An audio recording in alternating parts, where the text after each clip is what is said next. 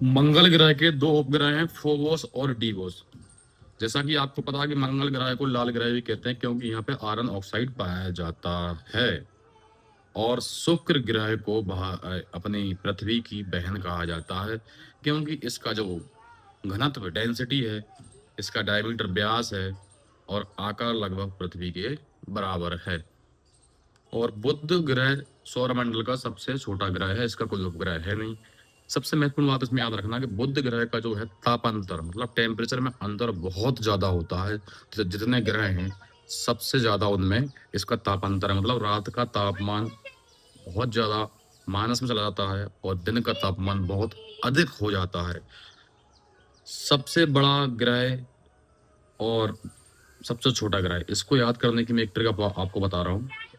दो चीजें होती हैं, एक तो 3 नंबर तक आपको ग्रह याद रखना है कि सबसे बड़ा, उसके बाद थोड़ा सा छोटा, उसके बाद छोटा, मतलब 3 नंबर तक।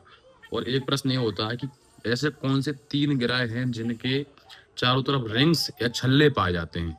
तो इसके लिए आपको यूएसबी याद रखना है, जो हम कंप्यूटर लैपटॉप वगैरह में यूएसबी केबल लगाते हैं। यू से यूरेनस, एस से शनि, बी से बृहस्पति। इन तीनों ग्रहों के चारों तरफ छल्ले या रिंग्स पाए जाते हैं।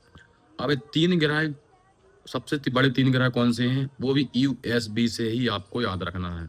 जैसे स्कूलों में देखा होगा, तीसरा पुरस्कार हम पहले देते हैं, फिर दूसरा, फिर प्रथम विजेता का मंच से नाम लिया जाता है। तो उसी प्रकार यूएसबी में आपको यही रखना है कि बृहस्पति नीचे से चलेंगे अपन।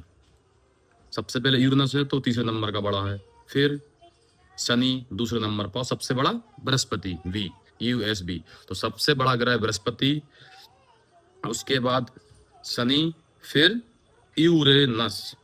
अब बात आती है कि सबसे सौरमंडल का सबसे बड़ा उपग्रह कौन सा है।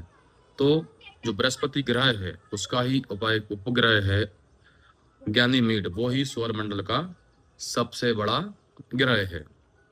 ठीक है। अब आपको ये बताना है कि ऐसा कौन सा ग्रह है जिसके सबसे ज्यादा उपग्रह हैं।